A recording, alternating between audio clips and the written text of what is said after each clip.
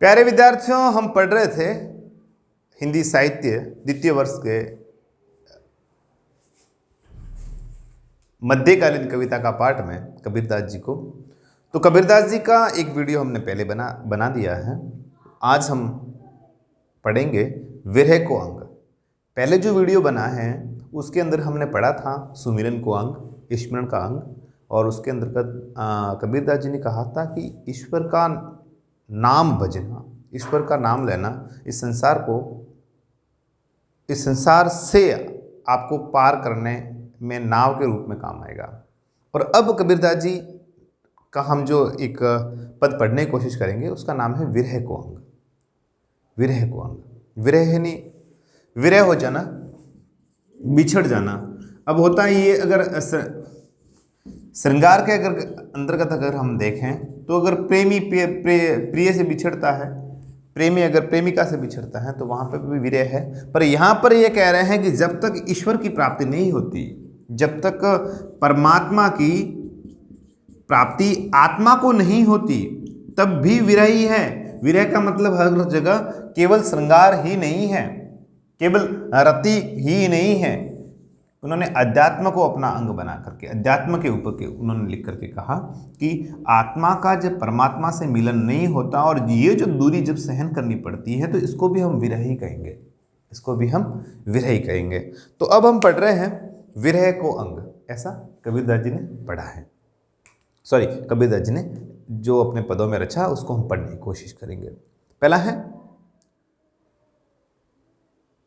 मुआ पीछे जिन मिले कहे कबीरा राम, पाथर घाटा लोह सब पारस कौने काम। मुआ यानी मर जाना, व्यक्ति का देहावसान हो जाना। पीछे यानी बाद में, जिन मिले, जिनको यानी जिसको मिलते हैं, कबीरा यानी कबीरदास जी, पाथर यानी पत्थर, लोह यानी लोहा, पारस। मेरे प्यारे विद्यार्थियों, एक आपने सुना ही होगा, पढ़ा होगा पहले बहुत दफ़ा, पर आज हम पुनः उसको पढ़ने की कोशिश कर रहे हैं कि पारस नाम का एक पत्थर होता है, उसको अगर लोहे से स्पर्श करवा दिया जाए, इसके टच में अगर लोहा रखा जाए तो ये लोहा भी क्या बन जाता है, कंचन, सोना बन जाता है। लोहा भी क्या बन जाता है, हेम बन जाता है। अगर इस पारस पत्थर का स्पर्श लोहे से करवा दिया जाए तो ये जो लोहा है ये सोने में बदल जाएगा, कंचन में बदल जाएगा, हेम में बदल जाएगा। उसको हम पारस कहेंगे। ठीक है, जैसे ये लोहा है, ये पारस है, टच कर दिया ये सोना बन गया। तो ऐसा इसमें लिखा हुआ, हम पढ़ने की कोशिश करते हैं कि इसमें क्या लिखा है। कबीरदास जी ने कहा है कि समय पर, उचित समय पर जो किया हुआ कर्म है वही व्यक्ति को शिखर की ओर ले जाता है। भाई, देर से मिला हुआ न्याय भी अन्याय के बराबर ही है, ऐसा कबीरदास जी कह रहे हैं। कबीरदास जी ने कहा कि मुआ पीछे जिन मिले कहे कबीरा राम। पूरी जिंदगी भर उसने साधना की, उसने तपस्या की, उसने स्मरण किया, और मरने के बाद में अगर परमात्मा की प्राप्ति होती है तो कबीरदास जी कह रहे हैं कि फिर क्या मतलब, वो तो एक प्रकार से विरह है। वो तो क्या है, विरह है। यानी पूरी जिंदगी खपा दी, पूरी जिंदगी खपा दी, जीवन के 100 साल आपने बिता दिए, फिर ईश्वर की प्राप्ति नहीं हुई, और मरने के बाद में अगर ईश्वर की प्राप्ति होती है तो फिर क्या मतलब उस बात का, ऐसा कबीरदास जी कहते हैं। अगर ईश्वर को मिलना है तो ये आदमी को जीते जी मिले, ताकि उस सुख को भोग सके, उस सुख को भोग सके। मुआ पीछे जिन मिले कहे कबीरा राम, पाथर घाटा लोह सब पारस कौने काम। अगर लोहा खत्म हो जावे, लोहा की मात्रा, जैसे मैंने बताया था ना कि पारस पत्थर को अगर लोहे से स्पर्श करवा दिया जावे तो ये लोहा क्या बनेगा, सोना। पर पारस पत्थर तो मेरे पास है, अब ये लोहा ही खत्म हो गया तो मैं अब सोना किसका बनाऊंगा। कबीरदास जी कह रहे हैं कि जब ये पत्थर, ये लोहा ही खत्म हो जाएगा तो फिर उस पारस का औचित्य ही क्या रहेगा, उस पारस का औचित्य ही क्या रहेगा। अच्छा दृष्टांत बताया है इन्होंने। पारस कोने का, अर्थात समय पर, उचित समय पर जो प्राप्ति होती है, जो फल की प्राप्ति होती है, कबीरदास जी कहते हैं कि वो ही सही बात है। बाद में जो चीजें होती है वो तो केवल मलाल होता है दोस्तों। जो अंत में चीजें, अंत में कुछ भी होता है वो केवल एक मलाल होता है, जीवन में मलाल रह जाता है। फिर तो जो भी हो प्रत्यक्ष हो, साक्षात हो, ताकि जिंदगी में कोई मलाल न रहे। कबीरदास जी कह रहे हैं कि अगर ईश्वर की प्राप्ति होनी हो तो जीते जी होगा। अगर बाद में हो रहा है, विरह भोगने के बाद में कुछ चीजें हो रही हैं, तो फिर उसका तो कोई अर्थ नहीं। मैं किसी को, या फिर मैं नहीं, अगर ये इंक है किसी के शर्ट पे डाल के फिर बोल रहे हैं मैं आपका कपड़ा धो के दूं, उसका क्या औचित्य है। इससे बेहतर है कि डालो ही ना, डालो ही नहीं। तो कह रहे हैं कि अगर विरह भोगने के पश्चात भी नहीं मिले, मर जाए उसके पश्चात मिले, तो फिर तो कोई औचित्य नहीं रहता। जिस प्रकार से पारस के स्पर्श में लाने के लिए लोहा है, उसकी मात्रा ही अगर खत्म हो जावे और फिर पारस केवल अकेला रहे, तो फिर उस पारस का क्या औचित्य रह जाता है। ऐसा कबीरदास जी ने अपने दोहे में कहा है। आगे पढ़ते हैं हम।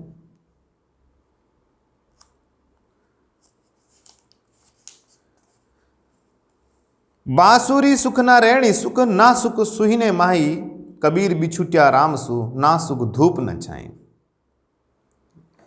कबीरदास जी ने कहा है कि जब व्यक्ति ईश्वर से तटस्थ हो जाता है, जब परमात्मा से व्यक्ति दूर हो जाता है, जब विरह भोगने लग जाता है, आत्मा परमात्मा के, आत्मा है, आत्मा परमात्मा के विरह में जब दुखी होती है, जब दुखी होने लग जाती है,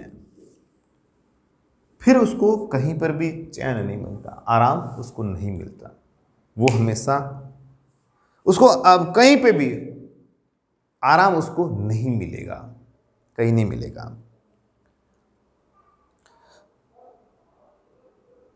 हाँ, कबीर बिछुटिया राम सु, ना सुख धूप, ना सुख धूप न छा, सुख ना रहनी सुख।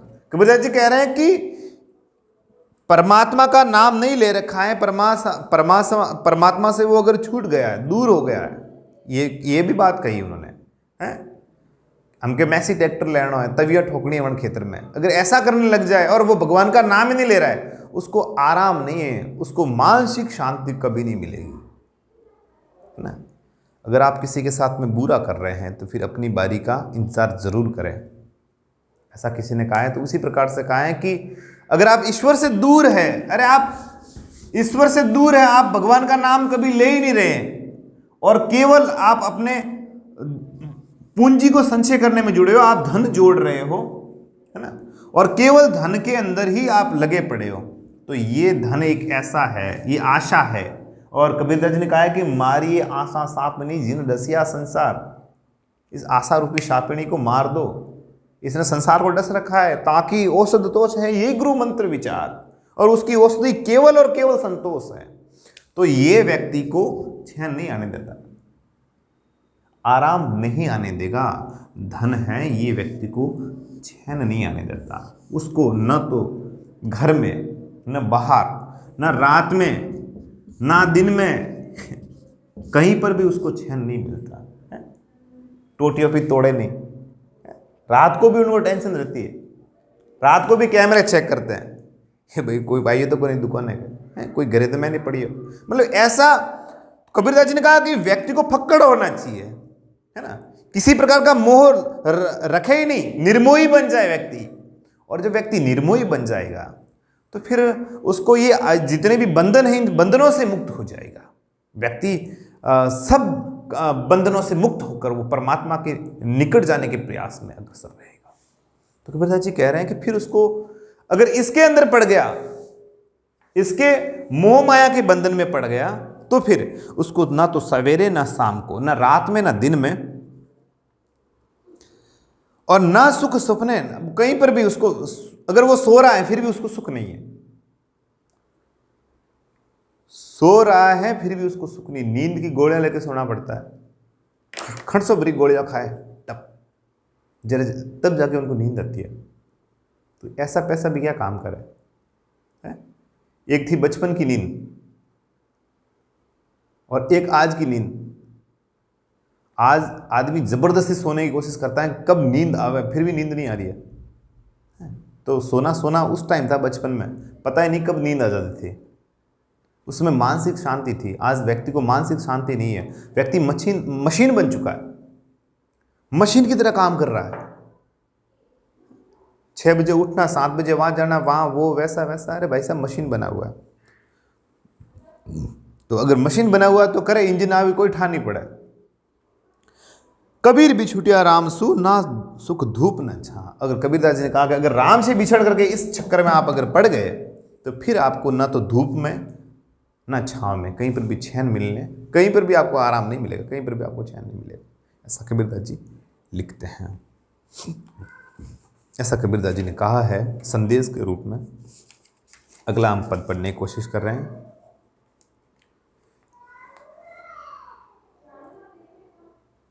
यहुतन जालो मसी करू ज्यों धुआ जाई सरगी, मति वे राम दया करे बरसी बुझावे अग्नि। वैसे अग्नि की जगह अग्नि होना चाहिए था ना। कबीरदास जी ने कहा है यहु इन ये तन, ये शरीर, जालो जला करके, जैसे जो इन जैसे धुआं यानी धुआं, सर्गी यानी स्वर्ग, आकाश की ओर, दया करे दया करना, बरसी यानी बरसना, इन बरस बरस मारा इंद्र राजा, वही वाला बरसना, बुझावे बुझा देना। वैसे अग्नि होगा, यहाँ अग्नि लिखा हो, अग्नि होगा, अग्नि यानी आग, और अग्नि होता है वो तत्सम शब्द, और आग है वो तद्भव शब्द। कबीरदास जी ने कहा है कि मैं ईश्वर ईश्वर करते करते मेरे तो मुंह में छाले हो रहे हैं, मैं तो भगवान का नाम ले रहा हूं, नाम स्मरण कर रहा हूं परमात्मा का, फिर भी परमात्मा अगर सुन नहीं रहे तो मैं क्या करूं। तो उन्होंने कहा कि एक काम करता हूं, मैं इस देह को जला देता हूं। जिस प्रकार से विरहिणी, जिस प्रकार से प्रेमिका अपने प्रेमी के विरह में दुखी रहती है, जिस प्रकार से प्रीतम दुखी रहता है, उसी प्रकार से कबीरदास जी भी दुखी है, पर वो अपने परमात्मा के लिए दुखी है। कबीरदास जी को इंस्टाग्राम नहीं चलाते, वो इसलिए दुखी है कि उनको परमात्मा की प्राप्ति नहीं हो रही है, परमात्मा शायद उनसे रूठ चुके हैं। तो कबीरदास जी कह रहे हैं कि यौतन जालो मसी करो जो धुआं जाहि सरगी। मैं काम करता हूं कि मैं मेरे शरीर को जला देता हूं, और फिर मेरा शरीर है वो अगर जल जाएगा, और जलने के बाद में जो मेरे शरीर का जो धुआं है वो स्वर्ग में जाएगा, आकाश की ओर। धुआं कहाँ जाता है? आकाश में जाता है कि नीचे जाता है? पाताल में।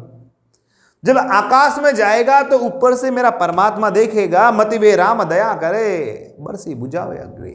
और फिर राम को, राम का मतलब निराकार परम ब्रह्म, फिर ब्रह्म को पता चलेगा, फिर मेरे परमात्मा को पता चलेगा। कह रहे नीचे तो आग लग चुकी है उसके शरीर में, तो उसका शरीर तो, उसकी आत्मा तो जलने तड़प रही है, चटपटा रही है। फिर वो कहीं न कहीं दया रूपी बरसात करेंगे, है ना, दया करके वो बरसात करेंगे, जिससे बरसी बुझावे अग्नि। और फिर वो दया करके मेरे आत्मा को चटपटाता देख, तड़पता देख, वो दया करके जब वो बरसात करेंगे तो मेरे इस आत्मा से जो अग्नि निकल रही है, जल जल करके अग्नि निकल रही है, वो कहीं ना कहीं शांत हो जाएगी। भाई यहाँ आग लगी हुई है, मैं यहाँ से पानी डाल दूँ तो बुझनी है ना आग, तो ऊपर से फिर परमात्मा मेरे ऊपर दया करके बरसात कर देंगे, तो मेरे अंदर जो लगी हुई आग है वो कहीं ना कहीं शांत हो जाएगी। इस प्रकार से कबीरदास जी ने कहा है। आगे कह रहे हैं, बिरह भुवंगम तन बसे मंत्र न लागे कोई, राम वियोगी ना जीवे जीवे तो बोरा होई। बिरह यानी विरह, भुवंगम, भुवंगम यानी सर्प, सांप, विरह यानी विरह, भुवंगम का मतलब क्या हो जाएगा? भुवंगम इसका मतलब हो जाएगा सर्प, सांप, और इसको भुजंग भी कहते हैं। भुजंग का मतलब भी होता है सांप, नाग, है ना। चंदन विश्व व्यापत नहीं लपटत रहत भुजंग, है ना। चंदन के वृक्ष में सांप कितना भी प्रभाव लिपटे रहते हैं उसके, फिर भी अपने जहर का प्रभाव है उसके अंदर नहीं डाल सकते, क्योंकि चंदन का जो वृक्ष है वो बहुत ही सज्जन हुआ करता है ना। तो आगे ये कह रहे हैं कि विरह भुवंगम, विरह रूपी भुजंग, विरह रूपी सांप, विरह रूपी नाग, जहां पर रूपी शब्द अगर आता है तो मेरे प्यारे विद्यार्थियों वहां पर कौन सा अलंकार हो जाएगा? वहां पर रूपक अलंकार हो जाएगा। कौन सा हो जाएगा? रूपक अलंकार। विरह रूपी, विरह रूपी, विरह रूपी नाग, विरह भुवंगम तन बसे, मंत्र न लागे कोई, मंत्र कोई भी नहीं लगता। राम वियोगी, वियोगी यानी बिछड़ा हुआ, विरही, ना जीवे, नहीं जीता है, जीवे जीता, जीने को फिर जिए से जोड़ा, जीवे तो बोरा होई, बोरा यानी पागल हो जाना, बोरा यानी पागल हो जाना, बोरा जाना, बोरा जाना यानी पागल हो जाना, बोरा। कबीरदास जी कहते हैं कि विरह भुवंगम तन बसे, तन इन शरीर, मंत्र न लागे कोई, पछे अपना झाड़ो नहीं लागे भैया, ठेस नहीं पड़ा कोई, जिसके अंतर्गत विरह रूपी सर्प, विरह रूपी नाग, जिसके सांप, जिसका विरह रूपी सांप जिसके शरीर में रहता हो, मंत्र न लागे कोई, उसके ऊपर किसी भी प्रकार का मंत्र नहीं लगता, कोई झाड़ो ने असर नहीं करे, मंत्र न लागे कोई, कोई मंत्र उसके ऊपर असर नहीं करता। राम वियोगी ना जीवे, जीवे तो बोरा होई, राम का भक्त है, जो परमात्मा का भक्त है, वो परमात्मा से आत्मा दूर नहीं रह सकती। अगर विरह में पड़ी हुई आत्मा है वो परमात्मा से दूर नहीं रह सकती। और विरह में पड़ी हुई अगर आत्मा है, ये विद्यार्थियों सुन लो, विरह में पड़ी हुई अगर कोई आत्मा है परमात्मा से जो दूर है, अगर फिर भी वो जिंदा है, पहली बात तो वो जिंदा रह ही नहीं सकते, और फिर भी वो जिंदा है तो फिर ये आत्मा है वो परमात्मा के विरह में बोरा जाएगी, पागल हो जाएगी। क्या हो जाएगी? पागल हो जाएगी। ये आत्मा परमात्मा के बिना जिंदा नहीं रह सकती। परमात्मा कौन सी आत्मा? जो ईश्वर के विरह में है, यूं नहीं कि बेड़ा की दौड़ा पिया न बस पैसे पैसे करने वाले, उनके लिए नहीं करे। जो ईश्वर के जन है, जो भगवान को स्मरण करने वाले हैं, उनके लिए कबीरदास जी ने कहा है कि वह आत्मा परमात्मा के विरह में जिंदा नहीं रह सकती। अगर फिर भी जिंदा रहती है तो वो बोर आ जाती है, वो पागल हो जाती है। यहाँ पे 2 बार जीवे जीवे शब्द आया है। तो मैं प्यारे विद्यार्थियों एक बता रहा हूं कि कोई भी शब्द अगर 2 बार आता है और उसका अलग अलग अर्थ है, फिर वहां पे यमक अलंकार हो जाएगा। कौन सा हो जाएगा? यमक अलंकार, है ना। जिस प्रकार से आया था, कनक कनकते 100 गुनी मादकता आदि काय, जो खाए बोर आए जग में, जो पाए बोर आए। तो इसमें दोनों अलग अलग अर्थ, कनक यानी सोना और कनक यानी धतूरा। पर यहां पर भी आया है जीवे और जीवे। अब इन दोनों का अर्थ एक ही है, जीना, जिंदा रहना। और जब 2 शब्द आए एक जैसे दिखने वाले, 2 शब्द आए एक जैसे दिखने वाले, दोनों के अर्थ अलग अलग हो, तो इन दोनों के अर्थ अलग अलग है। वहां यमक अलंकार होता है। कौन सा अलंकार होता है? यमक। पर 2 शब्द आए एक जैसे दिखने वाले, आगे सा, दोनों का अर्थ अलग अलग ना होकर के एक ही हो, एक ही है, तो वहां पे उस पुनरुक्ति प्रकाश अलंकार होता है। कौन सा होता है? पुनरुक्ति प्रकाश अलंकार। राइट, ये चीज़ याद कर लो, ज़्यादा डिफरेंट नहीं है, आपके व्याख्या में काम आएगा 100%। प्यारे विद्यार्थियों सुन लो रे, व्याख्या में ये काम आएगा। आगे है, आछड़िया झाई पड़ी, पंथ निहारी निहारी, झीबड़िया छाला पड़िया, राम पुकारी पुकारी।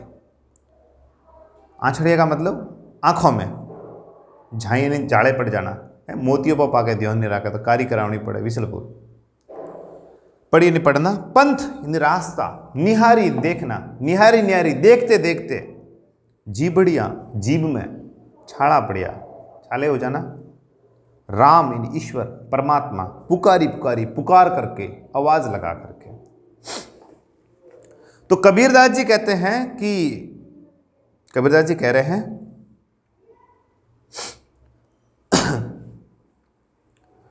कि आंछड़ियां झाई पड़ी पंथ नियारी नियारी।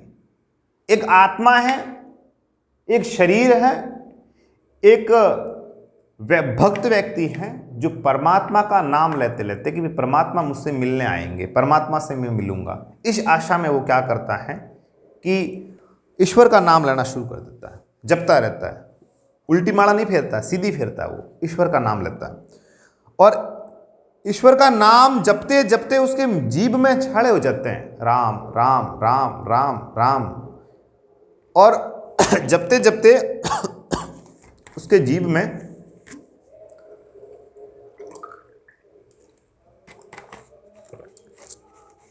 छाले हो जाते हैं और आंछड़ियां झाई पड़ी और आंखें उसकी खुली हैं कि परमात्मा हो सकता है इस राह से आएंगे, इस रास्ते से आएंगे, इस रास्ते से शायद ईश्वर आएंगे।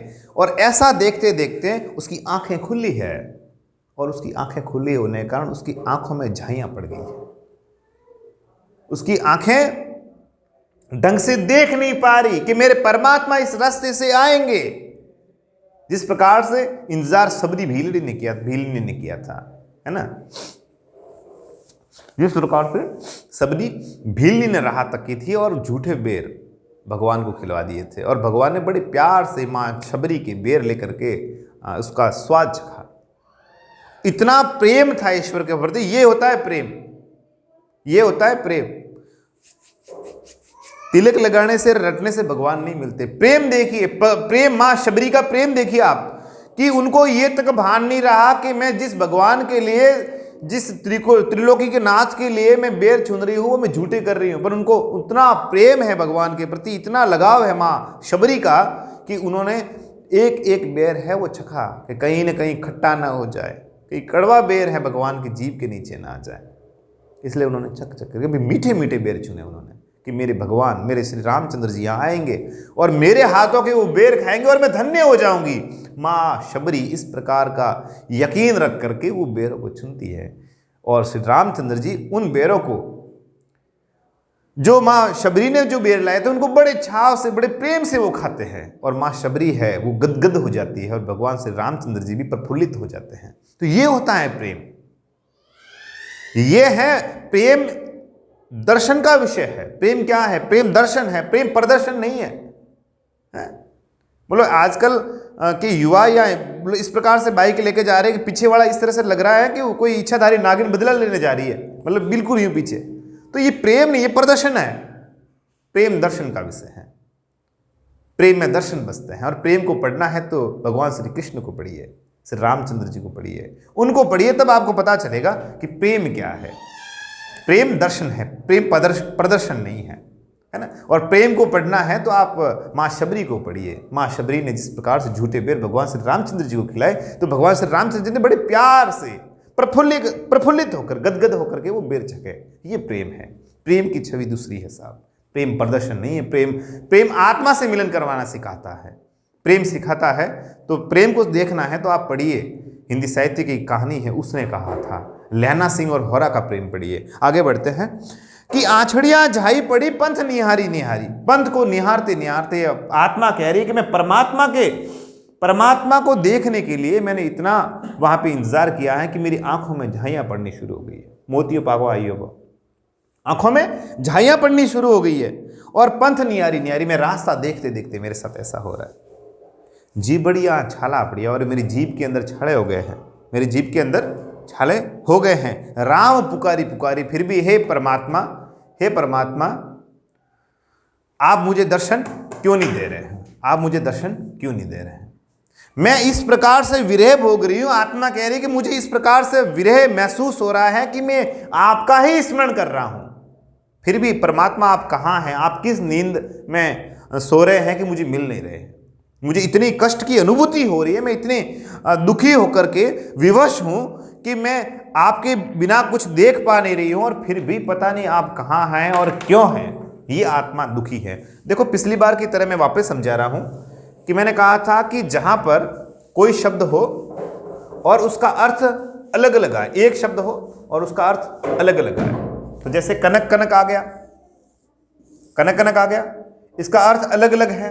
एक का मतलब अपना अगर सोना ले ले तो दूसरे का अर्थ क्या हो जाएगा? धतूरा, जो भगवान शिव जी को चढ़ता है ना, धतूरा, आपने देखा ही होगा। तो यहां पर अलग अलग अर्थ हैं। कनक का मतलब सोना है, गोल्ड, ओल्ड इज गोल्ड, और यहां पे हो जाएगा धतूरा, जो भगवान शिव जी को चढ़ाया जाता है। तो एक जैसे शब्द जो दिखने वाले हैं, जहां पर अलग अलग अर्थ आता है, तो प्यारे विद्यार्थियों वहां पे यमक अलंकार होता है। कॉपी में लिख दो, है ना, किसी भी कॉपी पास में ले ले, वहां पे लिख लो। और जहां पर एक जैसे ही शब्द आते हैं, एक जैसे दिखने वाले, जिस प्रकार से ये और ये, तो उसी प्रकार से निहारी निहारी एक जैसे दिख रहे हैं ना। पर जहां पर उसका अर्थ है वो एक ही हो, अलग अलग नहीं हो। जहां पर उसका अर्थ एक ही हो, यहां पे तो अलग अलग था। और एक अर्थ इनका क्या हो जाएगा? निहारना, यानी देखना, निहारना, देखना, तकना। तो वहां पर पुनरुक्ति प्रकाश अलंकार हो जाता है। कौन सा हो जाता है? पुनरुक्ति प्रकाश अलंकार। ये चीज आप ध्यान में रखो, बहुत साधारण सी बात है। अगर आप रख लोगे और फिर व्याख्या के समय आपको बड़ा आनंद आएगा, और एग्जाम में आपके जो पेपर है उनकी कॉपी जो चेक करेगा उनको भी आनंद आ जाएगा ये चीज़ देखने में, कि सच में बच्चे को बहुत ज़्यादा नॉलेज है। तो बस ध्यान रखना है कि एक जैसे शब्द दिखे, अलग अलग अर्थ आए तो यमक है, एक जैसे शब्द दिखे एक ही अर्थ है, वहाँ पे पुनरुक्ति प्रकाश अलंकार है। ठीक है। तो जी बढ़िया छाला पड़िया, राम पुकारी पुकारी, और आत्मा कह रही कि हे परमात्मा, हे परम पिता परमेश्वर, आप कहाँ हैं? मुझे क्यों नहीं प्राप्त हो रहे हैं? मैं इस प्रकार से विवश होकर कष्ट भोग रहा हूं, फिर भी आपका मिलन मेरे से क्यों नहीं हो रहा है? ये था विरह का अंग, जो कबीरदास जी द्वारा रचित है। और हमने इसको पढ़ा कि विरह आत्मा, परमात्मा के प्रेम में किस प्रकार से विरहणी है, किस प्रकार से आत्मा एक विरहणी के रूप में दुखी है, और अंत में वो परमात्मा उनको दर्शन देते हैं। उसका पूरा का पूरा वर्णन हमें इस पद में पढ़ा है। तो मेरे प्यारे विद्यार्थियों, हिंदी साहित्य द्वितीय वर्ष के लिए बहुत ही उपयोगी टॉपिक था कबीरदास जी। अगले वीडियो में हम वापस से कुछ नया पढ़ेंगे, और अभी कबीरदास जी के कुछ टॉपिक रहे हैं उसको हम पढ़ेंगे। पर मुझे पूरी उम्मीद है कि आप इस वीडियो को जरूर आराम से देखेंगे, बड़ी गहराई से इसको तल्लीनता के साथ पढ़ेंगे। और मुझे उम्मीद है कि इस संबंध में किसी भी तरह का कोई आपको शंका है तो मैं समाधान जरूर करूँगा। आप कमेंट बॉक्स में या ऑफलाइन क्लासेस में मुझसे ज़रूर मिले। मैं फ़िलहाल भरत कोरोना लेता हूँ आपसे विदा। शुक्रिया, शब्बा खैर।